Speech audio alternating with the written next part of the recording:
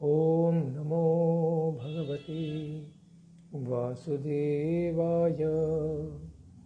ॐ नमो भगवते वासुदेवाय। ॐ नमो भगवते वासुदेवाय।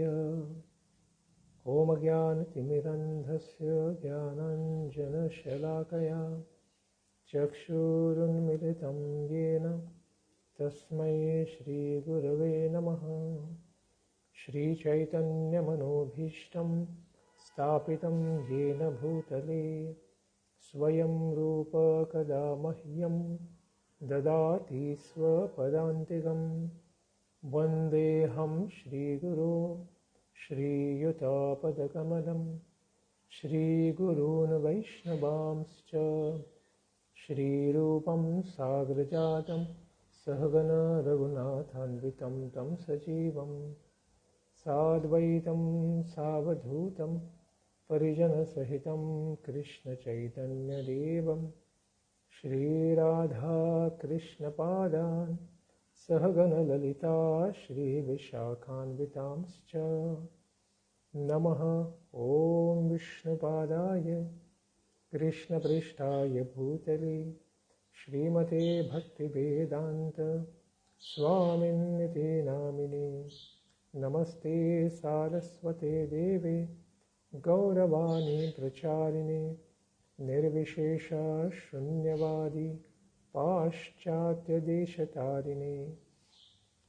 नमो महावदान्याय कृष्णप्रेमप्रदायते कृष्णाय कृष्णचैतन्य नाम्ने गौरत्विषे नमः। हे कृष्ण करुणा सिन्धु दीनबन्धो जगत्पते गोपेश गोपिका कान्त राधाकान्त नमोस्तुते। तप्तकाञ्चन गौराङ्गी राधे वृन्दावनेश्वरी वृषभानुसुते देवी प्रणमामि हरिप्रिये। वाञ्छाकल्पतरुभ्यश्च कृपासिन्धुभ्यैव च पतितानां पावनेभ्यो वैष्णवेभ्यो नमो नमः। जय श्री कृष्ण चैतन्य प्रभो नित्यानंद कृष्ण हरे कृष्ण कृष्ण कृष्ण हरे हरे हरे राम राम राम हरे हरे। नारायणं नमस्कृत्य नरं चैव नरोत्तमं देवीं सरस्वतीं व्यासं ततो जयमुदीरयेत्। हरे कृष्णा। सब भक्तों का स्वागत है। आज एकादशी के पापांकुशा एकादशी की तिथि पर श्रीमद् भागवतम की कथा में हम श्रवण कर रहे हैं श्रीमद् भागवतम का चौथा स्कंद, जिसके अंतर्गत हम श्रवण कर रहे हैं किस प्रकार से ध्रुव महाराज भगवत धाम जाते हैं। जब उन्होंने देखा कि वे दिव्य वैकुंठ दूत नंद और सुनंद इनके यान के ऊपर उन्होंने प्रयाण किया, तो देवताओं ने इनका अभिनंदन करने के लिए पुष्प वृष्टि की। इसके पश्चात त्रिलोकीं देवयानेन सोति व्रज्रमुनिनपि परस्ताद्यत् ध्रुवगतिर् विष्णो पदमथाभ्यगात्। सह देवयानेन त्रिलोकीम् अतिव्रज्य मुनिनपि परस्तात् अथ ध्रुवगतिः विष्णोः पदम अभ्यगात्। वे ध्रुव महाराज जी देवयानेन यानी वैकुंठ यान के द्वारा त्रिलोकीम तीनों लोकों को पार करके अतिव्रज्य इस प्रकार पार करके मुनिन अपि परस्तात् सप्तर्षियों को भी पार करते हुए अथ ध्रुव गति ही इस प्रकार से भगवान श्री विष्णु के पद यानी वैकुंठ धाम विष्णोः पदम अभ्यगात इनको सहसा भगवान की कृपा से प्राप्त कर लिया। तो यहाँ देवयान इसका उल्लेख हुआ है, तो वो कोई भौतिक देवताओं का यान नहीं था, वे देव मार्ग से ही निकले, इसलिए देवयाने यह शब्द यहाँ आया है। मुनियों अर्थात सप्तर्षियों को भी पार करके वे भगवान श्री विष्णु के लोक में चले गए। इस प्रकार उन्होंने ध्रुव गति यानी वैकुंठ के धाम को प्राप्त कर लिया, तो यह विशेष कृपा उन्हें प्राप्त हो गई। इसके पश्चात यद भ्राजमानं स्वरुचैव सर्वतो त्रिलोकास्त्रयो ह्यनु विभ्राजन्त येते यन्नाव्रजन्तु येनानुग्रहा व्रजन्ति भद्राणि चरन्ति ये निशम्। अन्वय इस प्रकार से है, यत् स्वरुचैव सर्वत भ्राजमानम एते ही त्रयो लोका अनुविभ्राजन्ते ये जंतुषु अननुग्रहाते नाव्रजन ये अनिशम भद्राणि चरन्ति ते व्रजन्ति। यह लोक अपने ही प्रकाश से प्रकाशित होता रहता है। वैकुंठ का ये विशेष लक्षण है कि उसमें किसी भी अग्नि या सूर्य की या किसी भी प्रकार के इलेक्ट्रिसिटी की आवश्यकता नहीं होती। स्वरुचैव सर्वथा भ्राजमानम, सर्वथा अपने आप ही प्रकाशित होता है। एते ही त्रयो लोका अनुविभ्राजन्ते, और इसी दिव्य प्रकाश से अभी सारे लोक भी प्रकाशित होते रहते हैं। ते जंतुषु अननुग्रहा, जो लोग दूसरे कभी दया नहीं करते, वे लोग ते न अव्रजन ये, वे लोग इस प्रकार के वैकुंठ धाम में कभी भी प्रवेश कर नहीं सकते, प्राप्त करने के लिए अधिकारी नहीं होते। तो ऐसे लोक में कौन प्रवेश कर सकते हैं, इसको बताते हैं। भद्राणि चरन्ति ते व्रजन्ति, जो लोग दूसरों का कल्याण करने में ही रत है, ऐसे लोगों को प्रवेश, तो जो लोग दूसरों के ऊपर कृपा करते हैं वे ही ऐसे वैकुंठ लोक में प्राप्त हो सकते हैं। और जो लोग इस प्रकार से दूसरों की सेवा कल्याण नहीं करते, इसके पश्चात कहते हैं कि कौन कौन लोग भगवान की ऐसी कृपा प्राप्त कर सकते हैं।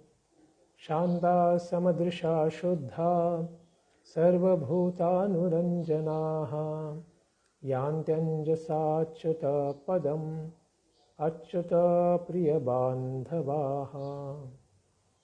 शांता, जो लोग हृदय से शांत हैं, स्वभाव से शांत हैं, समदृशः, समदर्शी हैं, सब में भगवान परमात्मा के रूप को ही दर्शन करते हैं।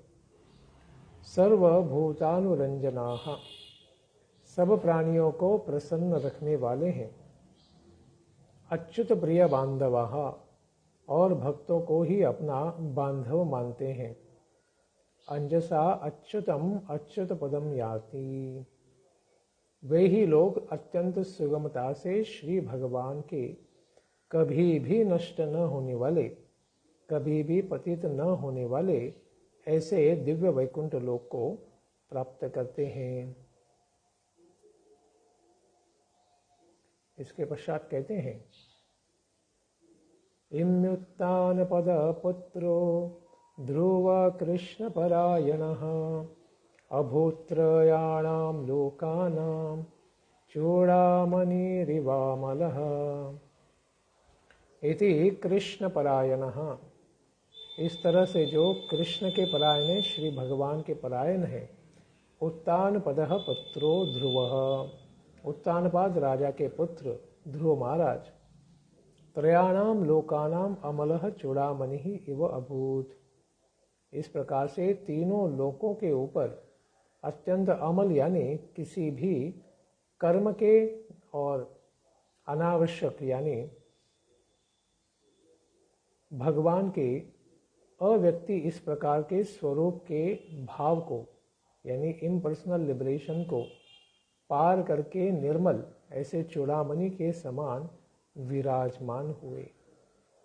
तो ऐसे दिव्य स्थिति को प्राप्त कर लिए ध्रुव महाराज।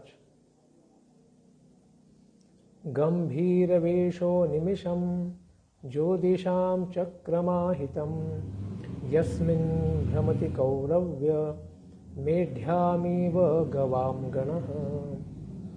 हे कौरव्य, मेढ्याम गवाम गण इव यस्मिन् गंभीर वेगः ज्योतिषं चक्रम आहितं भ्रमति।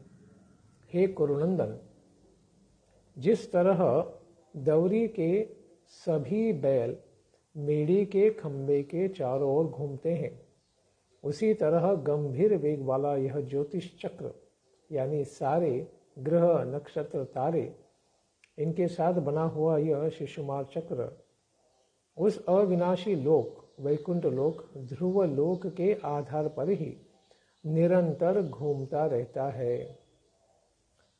तो इतना महान महत्व है ध्रुवलोक का, जो सारे ब्रह्मांड का केंद्र है, जिसको पकड़कर ही केंद्र में रखते हुए सब ग्रह लोक प्रदक्षिणा करते हैं, घूमते रहते हैं। महिमानं विलोक्यास्य नारदो भगवान ऋषिः आतोद्यं वीतुदन् श्लोकान् सत्रे गायतमचेतसाम्। अस्य महिमानं विलोक्य, इस प्रकार से ध्रुव महाराज की महिमा को देखकर भगवान ऋषि ही नारद, देवर्षि नारद जो ध्रुव महाराज के गुरु महाराज है, जिनके मार्गदर्शन से ही ध्रुव महाराज ने भगवान को प्राप्त किया था। आतोद्यम वितुदन प्रचेत साम सत्रे श्लोकान अगायत। प्राचेत सो के सत्र में अपनी वीणा बजा बजाकर इन 3 श्लोकों को उन्होंने गाया था। कौन से श्लोकों को गाया था, इसको हम श्रवण करेंगे। नारद उवाच नूनं सुनीते पतिदेवतायास् तप प्रभावस्य सुतस्य तां गतिं दृष्ट्वाभ्युपायानपि वेदवादिनो नैवाधिगन्तुं प्रभवन्ति किं नृपाः। नूनं पतिदेवतायाः सुनीतेः, निश्चित रूप से ही पति परायण, पति को ही देवता मानने वाली ऐसी सुनीति के सूतस्य तपः, सूत यानी पुत्र, सुनीति के पुत्र ध्रुव महाराज, इनके तप के प्रभाव से ताम गतिम, तप की इतनी महिमा या प्रभाव रहा कि उन्होंने इस प्रकार की दिव्य गति को प्राप्त कर लिया। अभ्युपायान दृष्ट्वा अपि वेदवादिनः अधिगंतुम न प्रभवन्ति किम नृपाः। इस प्रकार से यह दिव्य गति तो ब्रह्मर्षि गण को भी प्राप्त करने में वे लोग समर्थ नहीं है, तो राजाओं की तो बात ही क्या की जाए। ब्रह्मर्षि यानी वेदवादिनः, जो सदा वेदों का पाठ करते हैं, गायन करते हैं, चिंतन करते हैं, उन लोगों के लिए भी अधिगंतुम न प्रभवंती, उन्हें भी प्राप्त करना कठिन है। तो किम नृपाः, किस प्रकार से राजा या उनके छोटे बच्चे ही ऐसे गति को कैसे प्राप्त कर लेंगे। तो निश्चित रूप से पति को ही देवता रूप में आराधना करने वाली सुनीति इन्हीं के पुत्र से यानी एक छोटे बालक के दिव्य तपस्या और भक्ति के प्रभाव के द्वारा भगवान प्रसन्न हो गए, और जो तो उनसे भी श्रेष्ठ वर्ण यानी ब्राह्मण या देव ऋषि हैं, इनके द्वारा भी अप्राप्य ऐसी गति को उन्होंने प्राप्त किया। इसके पश्चात दूसरे श्लोक में नारद मुनि गुणगान करते हैं। यह पंचवर्षो गुरुदार वाक्षरैर् भिन्नेन यातो हृदयेन दूयता वनं मदादेश करोजितं प्रभो जिगाय तद्भक्त गुणैः पराजितम्।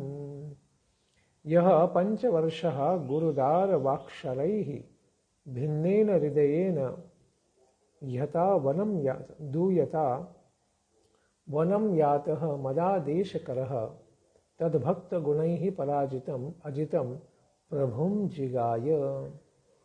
ऐसे ध्रुव महाराज कितने उम्र के थे? कहते हैं 5 वर्ष, केवल 5 वर्ष के थे। और अपनी सौतेली माता के द्वारा जो हृदय को विराद बींधने वाले जो वाक बाण थे, वाणी के बाण थे, उसके द्वारा दुखी होकर, मर्माहत होकर, दुखी होकर वन में चले गए थे। और फिर मेरे ही उपदेशों के द्वारा, यानी उनके ही गुरु नारद मुनि, इनके उपदेशों के द्वारा ही मदादेश करह मद्भक्त गुणैः ही पराजितम, इस प्रकार से मेरे उपदेशों का अनुचरण आचरण करने से अपने भक्तों के गुणों से ही जो पराजित हो जाते हैं, ऐसे अजितम जो जीते नहीं जाते हैं, केवल अपने भक्तों के द्वारा, यानी उनकी भक्ति और प्रेम के द्वारा ही जो जीते जाते हैं, ऐसे भगवान भी उनके वश में हो गए, यानी उन्हें दर्शन देना पड़ा। और ऐसे भगवान को पाने से उन्होंने मृत्यु को भी सहसा जीत लिया। जैसे हमने पूर्व कथा में देखा है कि साक्षात काल रूपी मृत्यु के सर के ऊपर पैर रखकर ध्रुव महाराज उस वैकुंठ यान में प्रवेश करते हैं। इतना प्रभाव है भगवान की भक्ति करने का, जिसके द्वारा भगवान के दर्शन, अपवर्ग यानी भगवान के धाम की प्राप्ति भी उन्होंने सहसा कर ली है।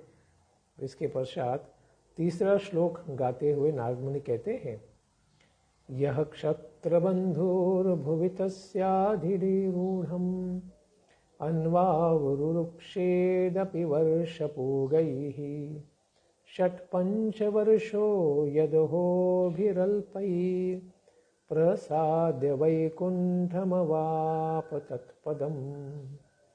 यह षट्पञ्चवर्षं यदहोभि अल्पैः वैकुण्ठं प्रसाद्य तत्पदम् अवाप तस्याधिरूढ़ं क्षत्रबंधु तमनु भवेत भुवि यह वर्षपूगैः आरुरुक्षेदपि।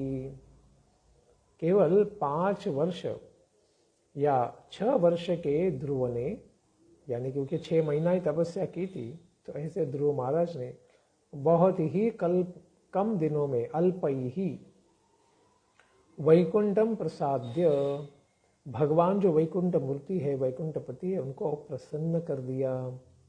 और उन्हीं के तत्पदम दिव्य ऐसे ध्रुव लोक, वैकुंठ लोक को इस प्रकार से प्राप्त कर लिया। पृथ्वी पर ऐसा कोई दूसरा क्षत्रिय नहीं है जो अनेक वर्षों तक इस प्रकार से तपस्या करके भी उस पद को कभी प्राप्त किया हो। यानी अत्यंत कठिन है ऐसा पद, उन्होंने भगवान की कृपा से बचपन में ही पा लिया था। लेकिन क्योंकि उनकी इच्छा थी इस संसार में राज्य करने की, राजा बनने की, तो भगवान ने कहा कि जिस इच्छा से तुम आए थे उसे तो पूरा करना पड़ेगा, अन्यथा संसार कहेगा अरे जिस इच्छा के लिए ध्रुव गए थे वो इच्छा तो भगवान ने पूरी ही नहीं की। इसलिए भगवान ने उन्हें 36,000 साल के लिए पूरे विश्व का राजा बनाया और इसके पश्चात सदैव उन्हें वैकुंठ बुलाया। तो किसी भी साधारण व्यक्ति के लिए तो वैकुंठ पद प्राप्त करना संभव ही नहीं है, तो फिर राजाओं के लिए कैसे संभव है जो अत्यंत भोग और विलास और रजोगुण में फंसे हुए होते हैं। लेकिन नारद मुनि के कृपा से ध्रुव बालक ने इस पद को भी प्राप्त कर लिया था। यह विशेष महिमा है ध्रुव महाराज की। इसके ऊपर मैत्रेय मुनि कहते हैं, एतत्ते विहितं सर्वं यत्पृष्टोऽहमिह त्वया ध्रुवस्योद्दाम यशसः चरितं सम्मतं सताम्। त्वया इह यत् उद्दाम यशसः ध्रुवस्य सतां सम्मतं चरितं पृष्ठम एतत्ते सर्वम अभिहितम।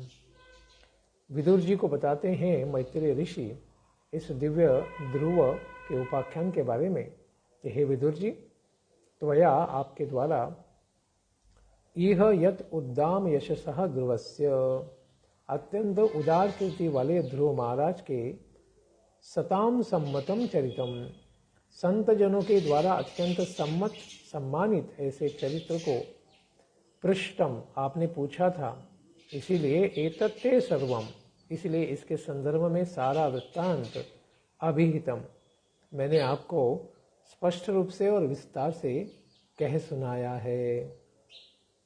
इसीलिए कहते हैं धन्यम यशस्यायुष्यम पुण्यम स्वस्थयनम महत् स्वर्ग्यम द्रव्यम सौमनस्यम प्रशस्यमगमर्षणम श्रुत्वैतत् श्रद्धया भीक्ष्णम् अच्युत प्रियचेष्टितं भवेद् भक्तिर्भगवती यया स्यात् क्लेश संक्षयः।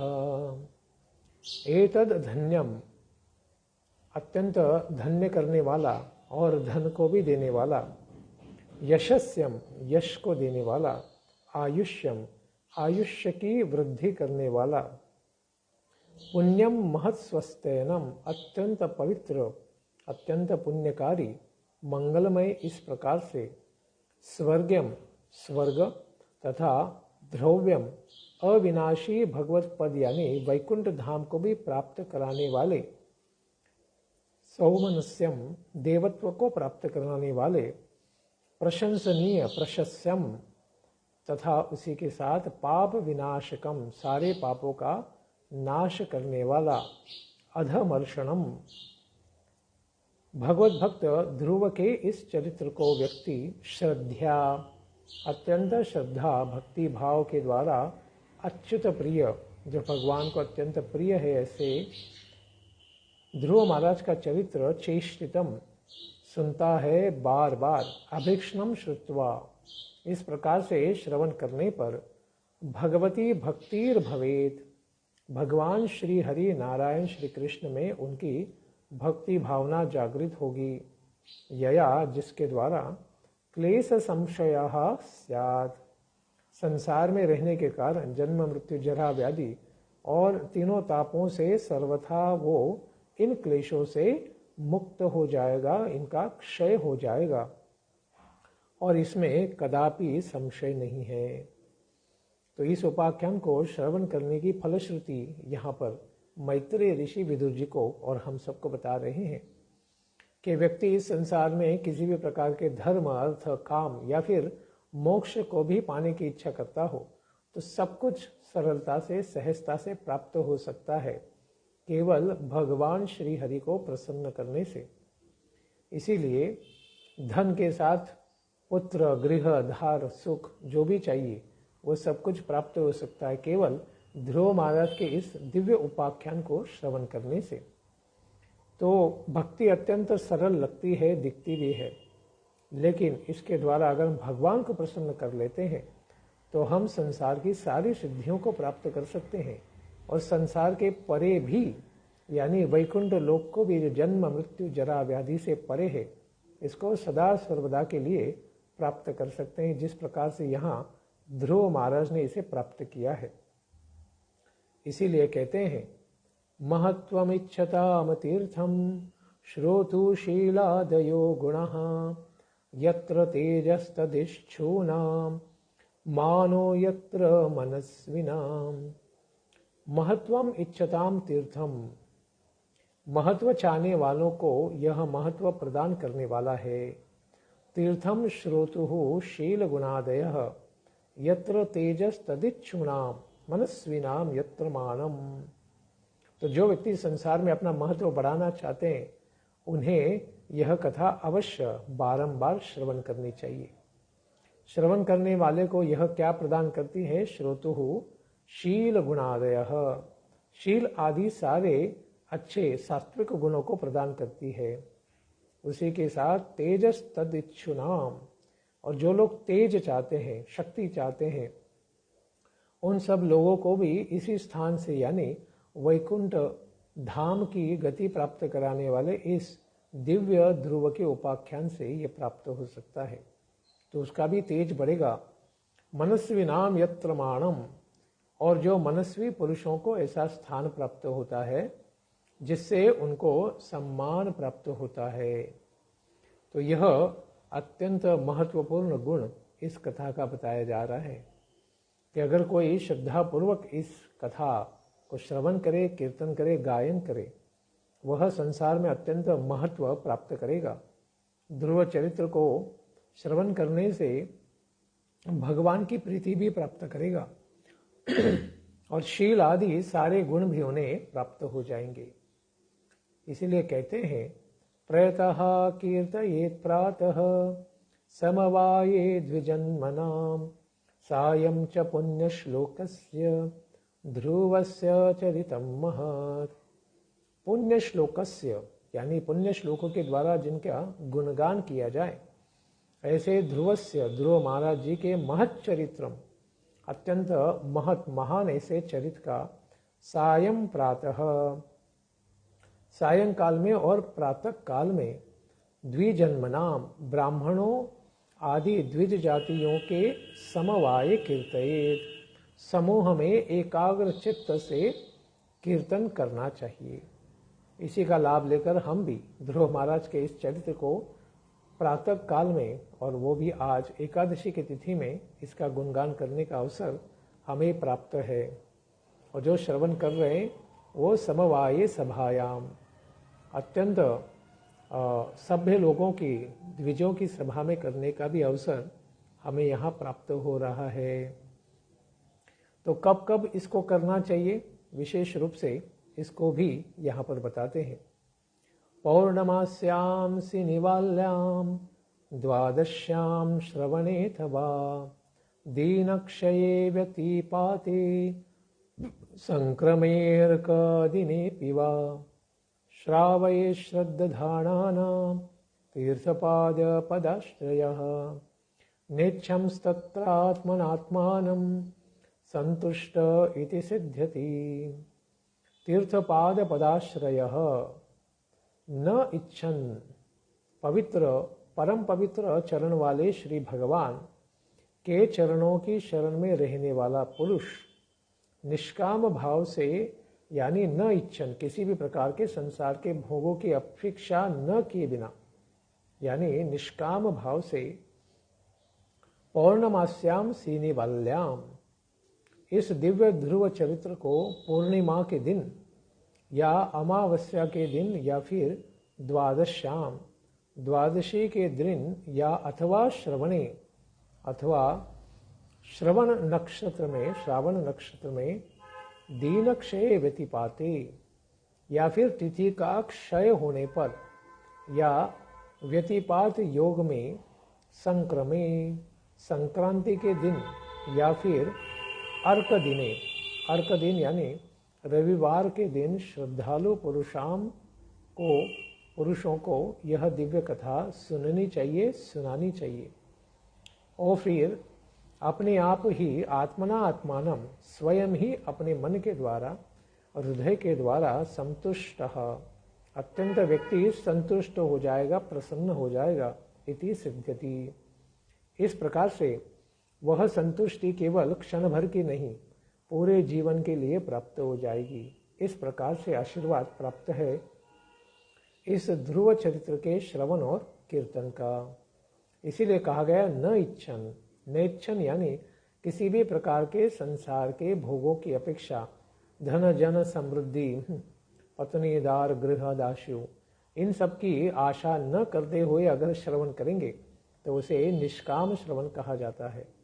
और यही श्रवण भगवान को अत्यंत प्रिय होता है और अत्यंत जल्दी ही भगवान को हम प्रसन्न कर सकते हैं। यही यह सिद्धि का या प्राप्ति का कारण होगा। ज्ञातमज्ञात तत्वाय यो दद्यात् सत्पथेऽमृतं कृपालोर्दीननाथस्य देवास्तस्यानुगृह्णते। अज्ञात तत्वाय जो लोग तत्वज्ञान से रहित है यानी तत्व को आध्यात्मिक तत्व को नहीं समझते हैं, शरीर और आत्मा के अंदर वैकुंठ और भौतिक जगत के अंदर किसी भी प्रकार का भेद उन्हें समझ में नहीं आता, तर्क बुद्धि नहीं है, विश्लेषण की बुद्धि जिनके पास नहीं है। सतपथेऽमृतं ज्ञानम उनके लिए यह दिव्य उपाख्यान ध्रुव का उपाख्यान साक्षात सतपथे, भगवान का पथ दिखाने वाला, अमृतम, जो मृत्यु के परे ले जाने वाला ऐसा अमृतमय ज्ञान है। यो दद्यात, उन लोगों को इस प्रकार से यह दिव्य ज्ञान देने से कृपालो हो, अत्यंत दीननाथस्य कृपालो हो, उस कृपालो दीननाथ पुरुष पर, यानी प्रचार करने वाले, कीर्तन करने वाले, दूसरों को इस दिव्य कथा का लाभ देने वाले ऐसे वक्ता के ऊपर देवा अनुगृह्णन्ते,